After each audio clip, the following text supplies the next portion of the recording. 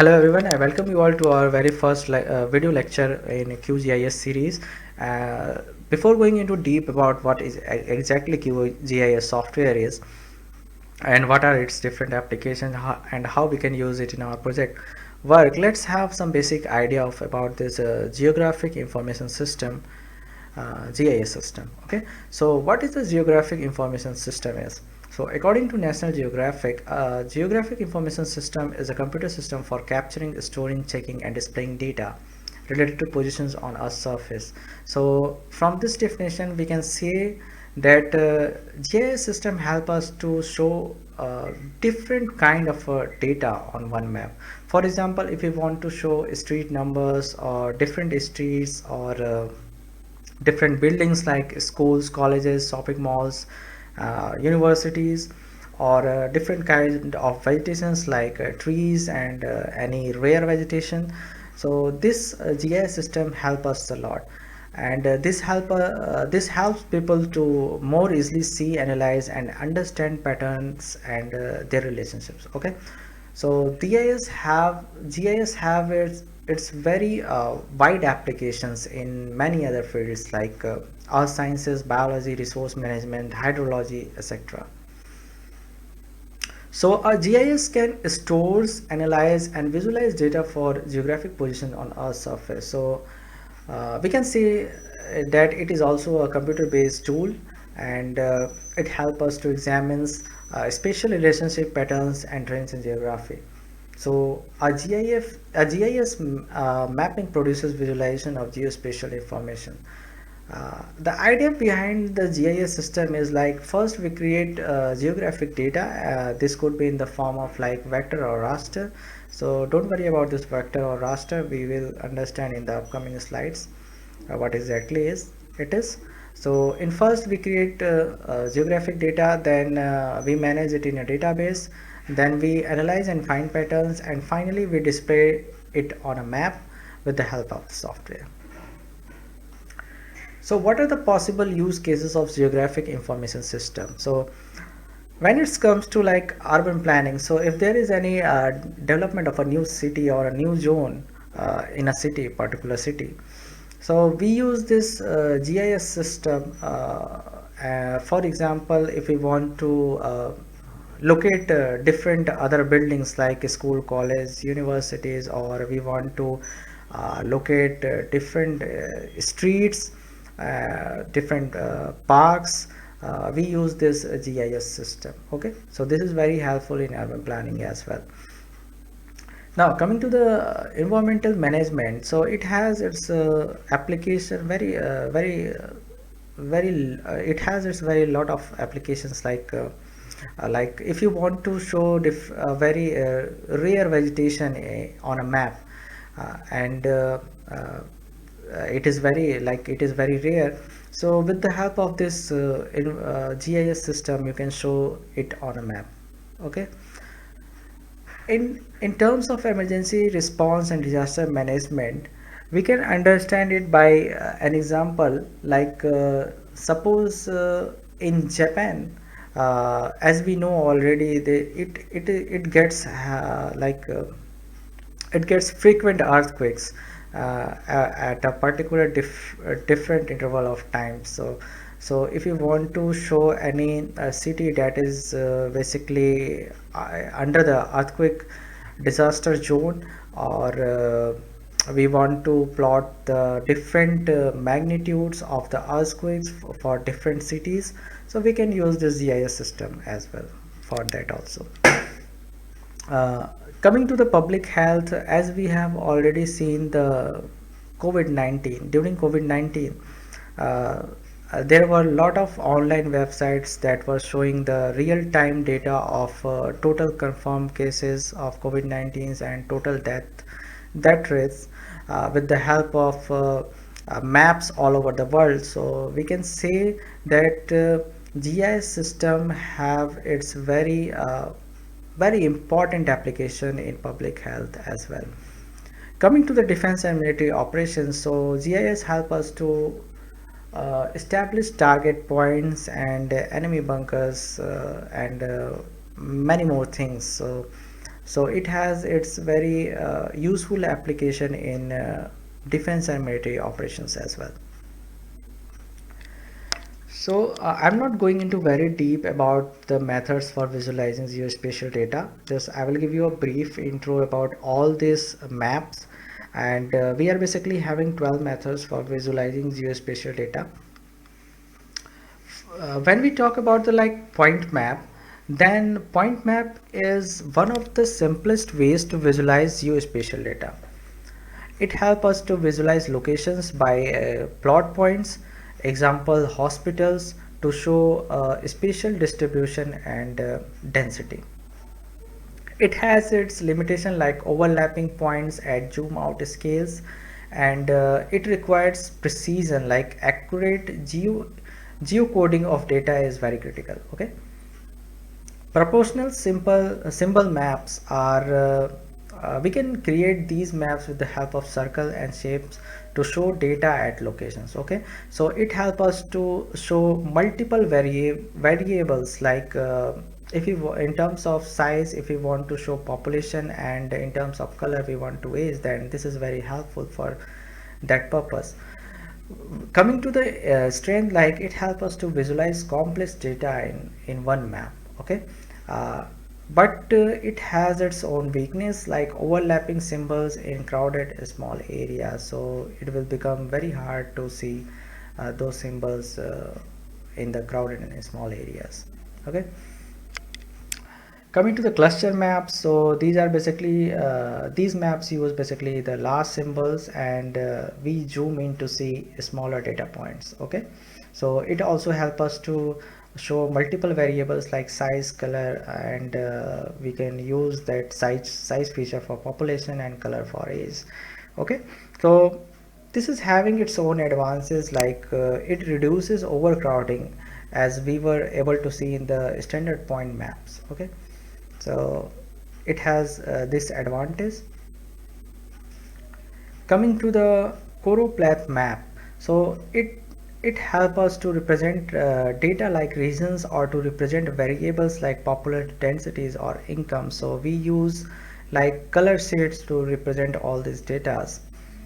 It helps us to show patterns, and it helps us to highlight clusters, example high and low values, while keeping geographic boundaries visible. It is best for comparing trends across predefined areas, example election results by states. So this is very common example that we always see on our news channels. And but when it comes to like large area, so it doesn't means the important data. Okay, we use inset maps to emphasize small critical areas. Okay, cartogram maps is like we can understand it as a map that distorts the size or shape of geographic regions like countries, states, to make them proportional to a data variable, example population, GDP, COVID cases, etc. We can think it as a inflating or deflating regions like balloons based on their data value. Okay, hexagonal bin maps are the maps that divides a geographic area into a uniform grid of hexagons. Each hexagon is having colored and it is shaded to represent aggregated data values, example this could be population density. Hex bins ensures equal size cells, reducing bias from irregular region sizes, and enabling smoother visualization of spatial trends. Heat maps are very beautiful maps, and I can guess that everybody has seen these heat maps, because every time when we switch on our televisions, we see pollution levels in the country or pollution levels in the particular city. We also see population density, so these are made on the heat maps. So these heat maps use color gradients to show continuous data intensity without geographic boundaries. Okay, now coming to the topographic map, these topographic maps are very useful, and these topograph we will use these topographic maps throughout our GIS lecture series. Okay, so first, these topographic maps help us to visualize terrain, and these terrains shows the elevations like mountains, valleys, rivers, and human-made features like roads, railways. It also helps us to use contour lines that are basically curved lines that indicates elevation levels. For example, closer contour lines means steeper slopes. Okay, so it combines natural and human data. For example, physical landscapes and infrastructures. Okay, so it has its very common uses. Okay, we can say that it helps in hiking, urban planning, and geological engineering studies. Coming to the flow maps, it helps us to visualize movement. We can say that it helps us to, for example, let's have a very simple example like migration, trade storms. So it helps us to visualize movement using directional lines between origin and destination points, where the with the help of lines like thickness, color encoding variables like volume, speed, or time. Okay. Spider maps are the flow maps that shows the variation of one origin connected to multiple destinations, like a spider web. Okay, so it's often shared endpoints, and it helps us to visualize complex networks, example traffic hubs, migration routes, etc. Time space distribution maps are the maps that helps to combine real time point tracking with flow measurements using with the help of GIS to monitor live object locations, for example vehicles, mobile devices via GPS. And we are all aware about the GPS that were inbuilt in our vehicles, so we used it for time space distribution map as well. Okay, so now data space distribution map means is like it tracks the real-time variable changes. Example, subway passenger number alongside movements, using time system data to visualize peaks. Example, rush hours, and optimize resource allocation. Now, coming to the components of GIS. So, what are the basic components of the GIS, and what is GIS made up of? Okay, so there are five components like people, data, methods, software, and hardware. So, peoples could be the researchers. Data are the vector data, raster data.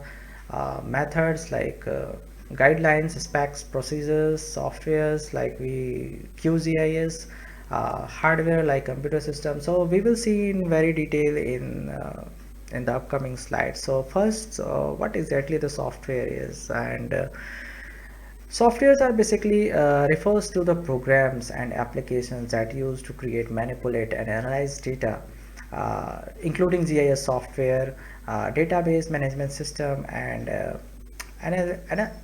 statistical analysis softwares. Okay, so there are a set of examples like for GIS software we can use QGIS, which is free and open source, and we are also going to use in our this lecture series. We can use data management system like Microsoft SQL Server, MySQL servers. Okay, we can also use statistical analysis tools like R, Python, SPSS. uh, what exactly data stands here for in the GIS component system? So data is the heart of the GIS. Okay, so this is made up of the geographic information, and is used to create maps and conduct analysis, which can come from various sources like government agencies, private companies, and individuals. Okay, so database examples are like Microsoft SQL, as I have already discussed it before in the previous slides. It helps us to use, store, query, and manage large data sets efficiently. Okay, So how many different type of data is available in the GIS? So there are two different type of data. First one is vector data and the second one is the raster data. Each type of data has its own format. Like vector data represents real world objects like trees, roads, lakes as and has three basic shapes like points, lines, polygons. So points are the single dots that represents a features, example like a tree, lamppost. Lines are the connected dots and helps to plot the features like roads, rivers, etc. Polygons are the closed shapes that help us to plot the features like lakes, buildings, parks, etc. So how this vector data works? So each shape is plotted using exact coordinates, latitude and longitude, and every feature like a point, line, polygon has a unique ID linked to a data table. Okay, example, a tree's species, road names could be. Okay, and it is very useful for maps where boundaries are clear. Example, roads, land parcels, etc. This vector data is not very good fit for like continuous data because uh, temperature varies, elevation varies, so for that we use raster data. Okay, so what actually the visual idea here is, in this example we have a map of a park where we have given the idea of a park is one, and where we are showing the simple diagrams with like points, lines and polygons. So we can see that the closed polygon represent lake, and the continuous line represent the path of the lake, flowing lake. Okay, and these points shows the exact coordinates in terms of x and y. Okay, so there is nothing much in this picture to study, everything is already explained earlier. Now coming to the raster data model, so it represents the earth as a grid. Okay, so it is made up of same size cells, and these cells are known as pixels. Okay, so each cell is equal to a unit of space, and this could be any unit. It could be like 1 meter square, 1 kilometer square. Okay, so how it's going to be work like it has its one starting point which is origin, and each cell has a number representing data, example elevation, land type, temperature.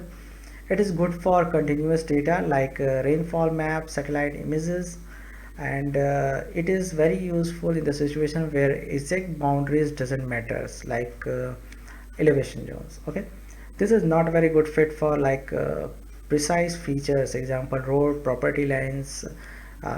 For that we use vector model. Okay, this is the difference, this is the use case where we can use the vector data model and raster data model. So you can go through this table, and this is nothing but the same examples that I have explained earlier in the previous slides. Coming to the hardware, this includes the physical infrastructure required for GIS, such as computers, server storage, devices, printer and scanners. This could include like a user of the GIS.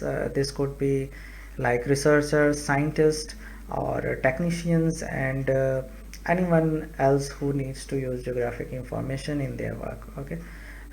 Coming to the methods, there are some procedures used to collect, manage, and analyze data, including GIS techniques, statistical analysis procedures, and database management processes.